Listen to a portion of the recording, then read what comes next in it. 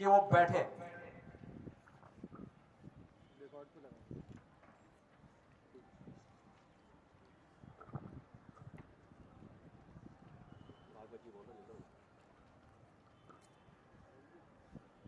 आदरणीय सिंघल जी, आदरणीय गुप्ता जी,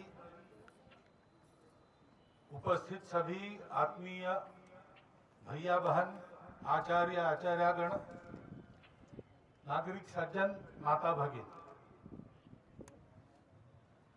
प्रतिवर्षानुसार इस वर्ष भी हम बहुत आनंद से, उत्साह से, अपने सुंदर प्रदर्शनों से इस गणतंत्र दिवस को अपने स्थान पर संपन्न कर रहे हैं। ऐसे समय एक आनंद उत्साह स्वाभाविक होता है। हम स्वतंत्र हो गए, इतना ही नहीं, स्वतंत्रता के बाद हमने अपने पथ को निश्चित किया, हम गणराज्य बने, उसका एक संविधान बना। वो नवंबर में संसद में सारी जनता के लिए समर्पित किया गया और 26 जनवरी गणराज्य दिवस से हम एक सार्वभौम गणसत्ता के रूप में दुनिया के नक्शे पर अपना जीवन चलाने लगे। ये पूरा 15 अगस्त 1947 के बाद 26 जनवरी 1950 तक का जो कालखंड है, उसको अगर हम स्मरण करते हैं तो स्पष्ट हो जाता है हमें क्या करना है। इन दोनों दिनों पर हमारी सार्वभौम प्रभुसत्ता का प्रतीक तिरंगा हम उत्साह, आनंद और अभिमान से फहराते हैं। उस तिरंगे में ही हमारा गंतव्य निहित है। हमको भारत को भारत के नाते दुनिया में बड़ा करना है और उस भारत के प्रकृति का परिचायक केसरिया रंग अपने राष्ट्रध्वज के मूर्धन्य स्थान पर विराजमान है।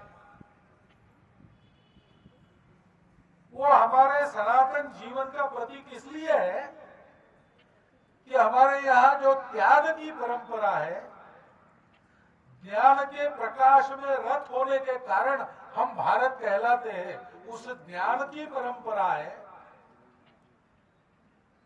और सतत कर्मशीलता का परिचायक उगते हुए सूर्य के साथ जो रंग आता है, जो मनुष्य को जगकर अपने काम में सक्रिय होने की प्रेरणा देता है,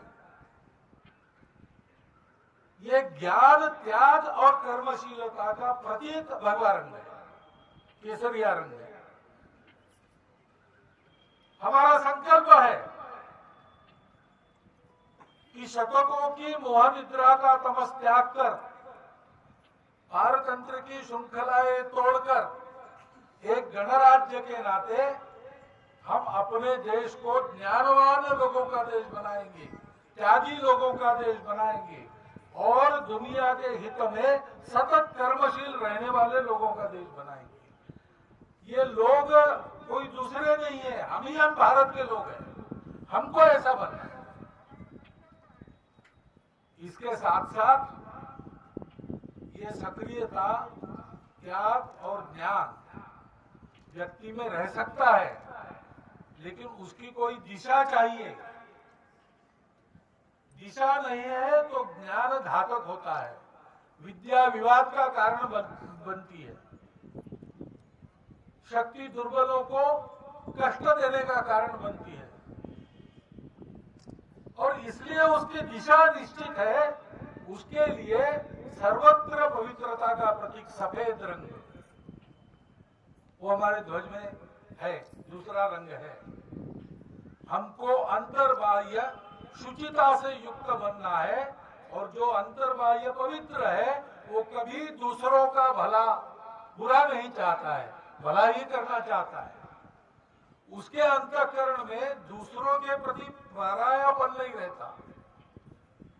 निज परो वेति गणनाम लघु चेतसा। अपवित्रता से लघु बुद्धि हो जाते हैं, मेरा तेरा ऐसा करते हैं। लेकिन जो उदार बुद्धि से, शुद्ध मन से आगे बढ़ते हैं, पवित्र व्यवहार करते हैं, वो तो सबको अपना मानकर चलते हैं। इस पवित्रता का और अपनेपन का प्रतीक ये शुभ्र रंग, हमको ऐसा बनना है। और इससे क्या होगा? तो सर्वत्र समृद्धि आएगी। रोटी पकड़ा, कपड़ा, मकान, स्वास्थ्य, शिक्षा, अतिथि सत्कार, किसी बात की किसी को कमी नहीं रहेगी। पर्यावरण का वैभव जिसका क्षरण हो रहा है वो वापस आ जाएगा। नदियां भरपूर बहती रहेगी। वृक्ष, फल, औषधियां अपने अपने उत्पाद से जीवन सृष्टि का समृद्ध करते रहेंगे। वर्षा जब चाहिए, जितनी चाहिए, जहां चाहिए, तब उतनी वहीं पर होगी, कम या ज्यादा नहीं होगी। जहां नहीं चाहिए वहां नहीं होगी, जब नहीं चाहिए तब नहीं होगी। कालो वर्षति पर्जन्याम पृथ्वीम सस्यशालिनी। और उसके कारण देश में सर्वत्र क्षोभरहितता रहेगी, क्योंकि अभाव कुछ नहीं है। तो जब ऐसा होता है तब स्वाभाविक मन की अमीरी का आना भी आसान होता है। मन किसी का द्वेष नहीं करता, मत्सर नहीं करता, किसी से शत्रुता नहीं पालता, सबको सर्वे भद्राणि पश्यन्तु, ऐसी स्थिति उत्पन्न हो जाती। उस समृद्धि का, लक्ष्मी जी का प्रतीक ये हरा रंग है। ये हमारा गंतव्य है और यही हमको बनना है। बनना है तो क्या करना है? तो संविधान सभा के पूर्ण विचार विनिमय के बाद बना हुआ संविधान लोकार्पण करते हुए डॉक्टर बाबा साहब आम्बेडकर ने जो 2 भाषण संसद में किए हैं, आज के दिन हम सबको उनको एक बार पूरा पढ़ना चाहिए। उन्होंने हमारे कर्तव्य क्या है ये बताया है।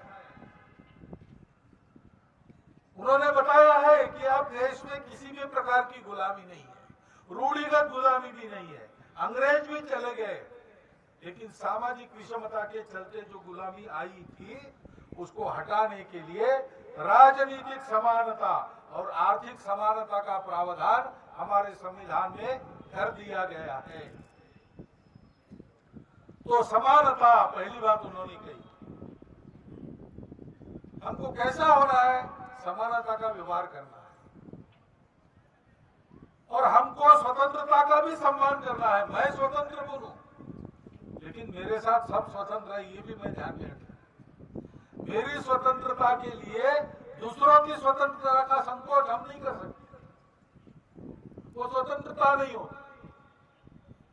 लेकिन दुनिया का अनुभव ऐसा है कि जहां स्वतंत्रता लाना चाहते हैं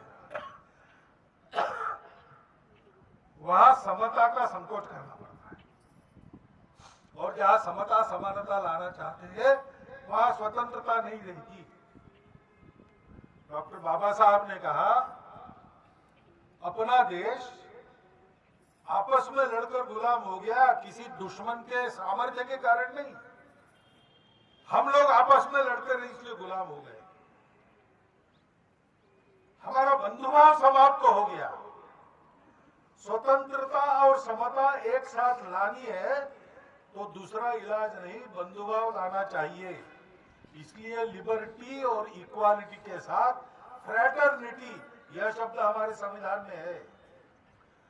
डॉक्टर बाबा साहब कहते हैं कि उस बंधुभाव को संपूर्ण देश में प्रचलित करना पड़ेगा।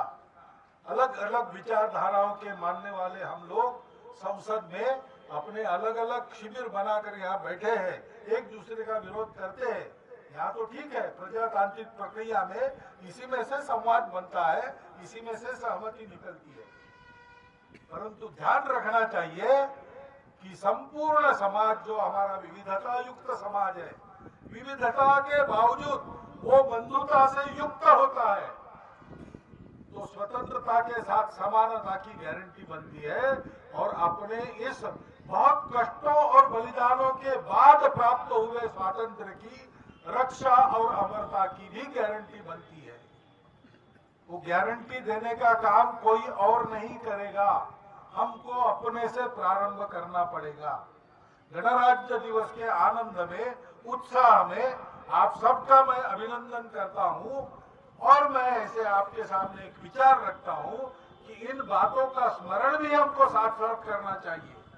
इन बातों के मामले में अगले गणराज्य दिवस तक हम कितना आगे बढ़ेंगे, अपना अपना संकल्प लेना चाहिए और उसकी पूर्ति के लिए प्रयास करना चाहिए।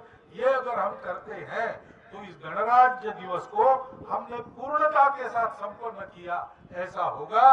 हर गणराज्य दिवस आपको उस समारोह की संपन्नता में इस पूर्णता का अनुभव कराए, ऐसी शुभकामना आपको देता हूं और मेरे शब्द समाप्त करता हूं। बहुत बहुत धन्यवाद श्रीमान जी, आपने अपने प्रेरणादायी उद्बोधन द्वारा हमारा मार्गदर्शन करने की कृपा की। अब मैं